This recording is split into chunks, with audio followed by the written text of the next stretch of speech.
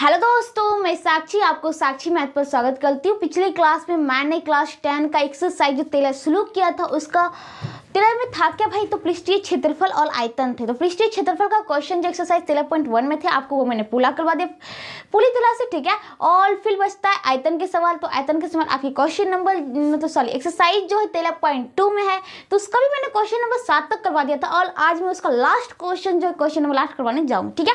तो please video को skip मत कीजिएगा, अंत तक जरूर देखिएगा और जो नए हैं इस चैनल को सब्सक्राइब भी करेगा। तो चलिए देखते हैं जो हमारा क्वेश्चन नंबर 8 है वो क्या कहता है।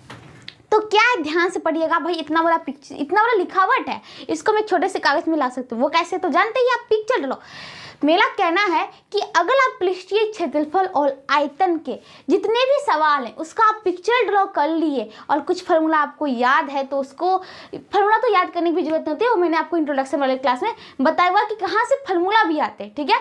तो आपको तुरंत बना जाएगा। तो देखते हैं, चलिए क्वेश्चन नंबर 8 जो है, एक गोलाकार कांच के बर्तन, गोलाकार जो होते हैं कांच का बर्तन मतलब शीशा का बर्तन की बात हो रही है, एक बेलन के आकार की गर्दन है। अब यहाँ पे एक गोलाकार पहले कांच का तो बर्तन बना ले भाई।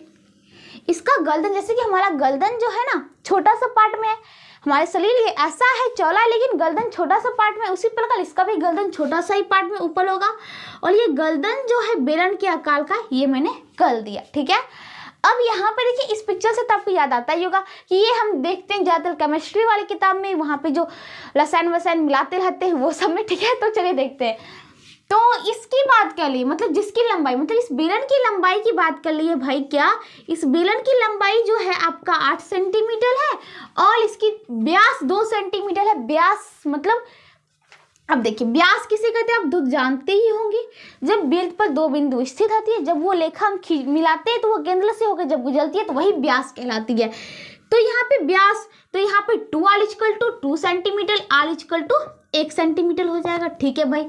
आगे, जबकि गोलाकार भाग का जो व्यास है, इसका व्यास दे रखा है 8.5 सेंटीमीटर। तो भाई इसका त्रिज्या क्या हो जाएगा 8.5/2 सेंटीमीटर। ये बात ध्यान दीजिएगा, ठीक है। और यहाँ पे ये नहीं कि आप इसको लेके व्यास को लेके त्रिज्या मान के बनाने लगे, ये गलत हो जाएगा। यहाँ पे ध्यान दीजिएगा, ठीक है। आगे देखिए, जिसमें भले जा सकने वाली पानी की मात्रा मापकर एक बच्चे ने यह ज्ञात किया कि इस बर्तन का आयतन 345 सेंटीमीटर क्यूब है। अब कहता है कि हमसे पहले एक बच्चे ने ज्ञात किया चुका है क्या कि उसको 345 सेंटीमीटर क्यूब आया क्या। इस मतलब उससे पूछा कि भाई इसमें पानी कितना आएगा, तो उस बच्चे ने बोला कि 345 सेंटीमीटर क्यूब आयतन है, तो उतना अनुसार पानी आएगा। लेकिन हमें अब ये पूछ रहा है क्या इस बच्चे ने जो कहा क्या वो सही है या गलत है। थोड़ी ना सब सही ही बनाता है, कुछ सबसे गलती होती है भाई, मनुष्य है सबसे गलती होती है, हमसे भी गलती होती है, आपसे भी गलती होती है, सभी पर्सन से गलती होती है। तो वही हमसे पूछ रहा है कि ये बच्चे ने सही किया या गलत किया है, तो वो हमें बताना है भाई। ऐसे तो टक्कर बच्चे 150 नहीं मानेंगे कि हाँ ये बच्चे ने सही किया होगा। सभी तो सही नहीं हो सकते, सभी गलत भी नहीं हो सकते, हम इसे गलत भी नहीं कह सकते, अपने मन की तो मान करेंगे ही नहीं। तो हम इससे कैसे कर पाएंगे, तो पहले तो हमें खुद पता होना चाहिए कि आंसर होगा कितना। जब होगा कितना तब तो हम इससे कंपेयर करके बताएंगे भाई सही बनाया है कि गलत बनाया है। तो उसके लिए हमें खुद भी इस पिक्चर्स के से आयतन क्या करना पड़ेगा, निकालना पड़ेगा। तो हम लिखते हैं ये जो हमारा बर्तन तैयार हुआ उस बर्तन का आयतन,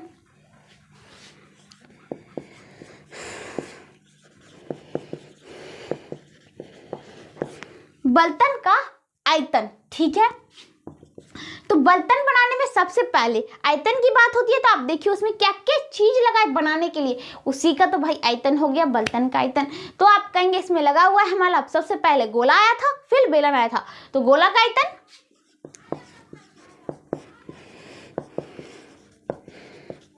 प्लस में बेलन का आयतन, ठीक है भाई।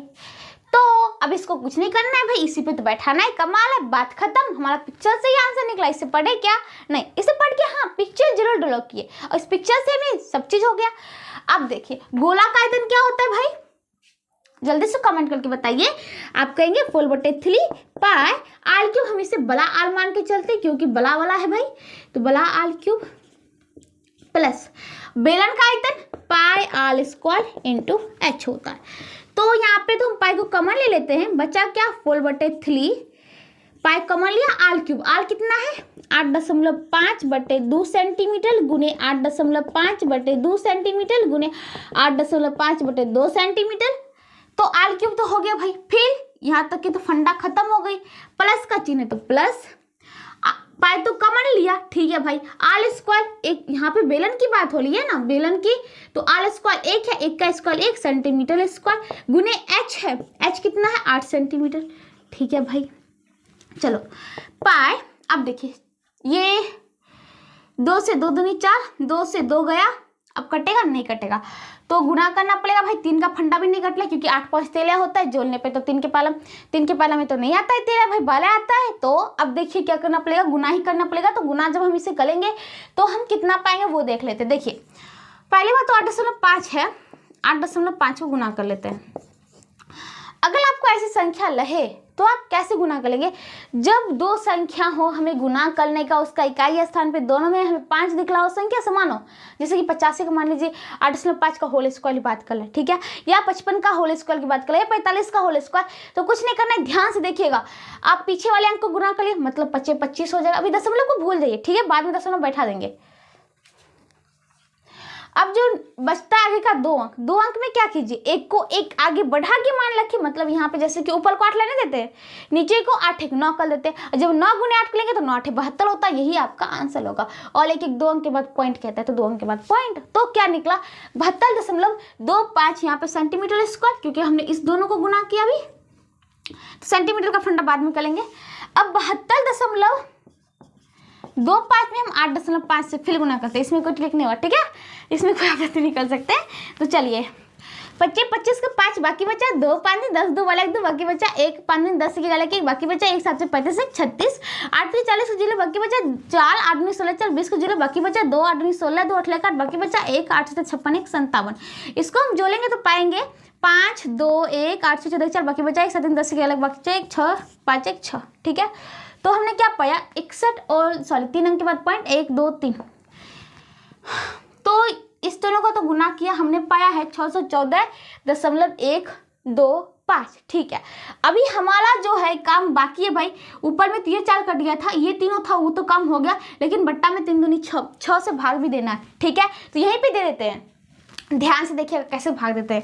6 से काटेंगे 1 उतलेगा, 1 ना लगेगा 0 उतलेगा, 4 6 दूनी वाला बच्चा 2 दशमलव, तो दशमलव 1 हो गया, 21 36 18 बच्चा कितना 3, 2 6 25 30 बच्चा कितना 2 5 6 चौक 24, फिर तो दशमलव तो 6 से 24 हो गया, 1 0 6 एकम 6, फिर 4 0 6 चलते रहेगा, ठीक है। तो हम यहीं तक लाने देते हैं। अब देखिए भाई क्या हो गया, इतना तो भाग दे दिया भाई। अब यहाँ पे हमारा टोटल काम इसका खत्म होता है, टोटल जो क्लास की क्रिया होती है ना वो खत्म। क्यों 8.5 का होल क्यूब कर लिया, 3 दूनी 6 नीचे बचा था उससे भाग भी दे दिया, ये सब ध्यान दे के चलते हैं, ठीक है, नहीं तो कहीं कुछ छूटा तो पूरा लेनी का देनी पड़ जाएगा, मतलब जितना भी बनाया ना इतना मेहनत से सभी जाके गायब, खत्म हो गया, गलत हो गया, ठीक है। तो हम इसलिए ध्यान से चलेंगे। तो ये आपको आएगा 102.354, तो हम 3 अंक में लेते हैं, सेंटीमीटर गुने सेंटीमीटर गुने सेंटीमीटर सेंटीमीटर क्यूब, प्लस इसका तो फंडा अलग ही है भाई, 8 एकम 8 centimetre square into centimetre centimetre cube, ठीक है भाई। अब देखिए इसको हम यहाँ पे हल कर देते हैं आपके लिए।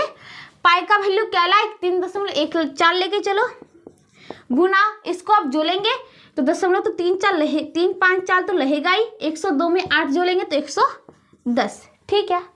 अब इसको फिर से गुना करना पड़ेगा, इतना सेंटीमीटर क्यूब लिखते चलिए। अब चलिए गुना का फंडा फिर से आया,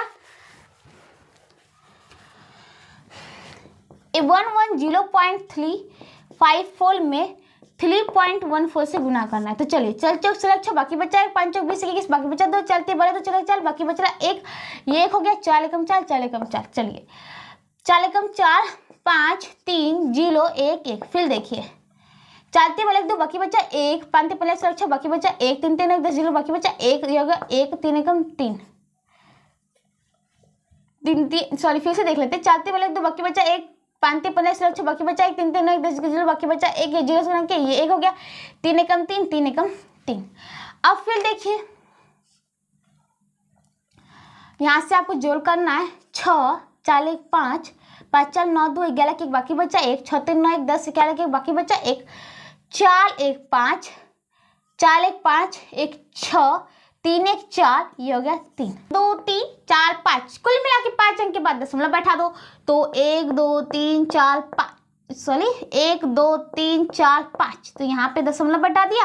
तो आप इसको जब पूरी तरह से हल करेंगे तो आप पाएंगे 346.51 सेंटीमीटर क्यूब। ठीक है भाई, अब हमारा तो ये बात तो हो गया फंडा भाई, हमारा आंसर निकलता है, हमने देख लिया हमारा आंसर निकल गया 346.51 सेंटीमीटर क्यूब। लेकिन उस बच्चे ने जो निकाला था 345 सेंटीमीटर क्यूब, तो हमें कब विश्वास हुआ कि ये बच्चा गलत बना ला ये सही? जब हमने खुद उसका आंसर निकाला, हम खुद उस पर मतलब पूरा विश्वास कर लिए कि हमारा आंसर ये होता है, लेकिन इस बच्चे ने ये निकाला इसलिए ये गलत है। तो हमारा दिख रहा है कि ये गलत है भाई, 345 या 346 तो सही नहीं है तो 1 2 का ही अंतर, लेकिन सही नहीं है। ठीक है, क्योंकि जब हम पूरा निकाल लेते हैं तो मतलब कि एक कम हो जाता है तो नहीं चलते हैं भाई। थोड़ा सा दशमलव के बाद का फर्क होता तो कोई बात नहीं, क्योंकि दशमलव के बाद कहीं पे 3 3 लेना छोड़ देता है बच्चा कोई मतलब कि इस प्रकार से, लेकिन दशमलव के बाद नहीं, यहाँ पे एक टोटल का अंतर हो रहा है, 1 दशमलव डॉट डॉट, इसलिए ये बच्चे ने जो निकाला वो गलत था। तो यहाँ पे आपका जो था क्वेश्चन नंबर 8 एक्सरसाइज 13.2 के लिए ये लास्ट क्वेश्चन था, और इसी के साथ आपका एक्सरसाइज 13.2 तो खत्म होता है, लेकिन आपका अभी तक एक्सरसाइज 13 जो था पूरा कंप्लीट नहीं होता है, क्योंकि भाई आपके जो है मतलब कि बार बार एक्सरसाइज करने के लिए आपको माइंड में सेट होने के लिए बहुत ज़्यादा क्वेश्चन करना बहुत ज़रूरी होता है। इसलिए आगे भी चैप्टर में एक्सरसाइज 13.3 में कुछ आयतन से क्वेश्चन है, फिर आगे हम शंकु के छिन्नक के बारे में पढ़ेंगे जो कि हमने बताया हुआ है उसका भी फॉर्मूला।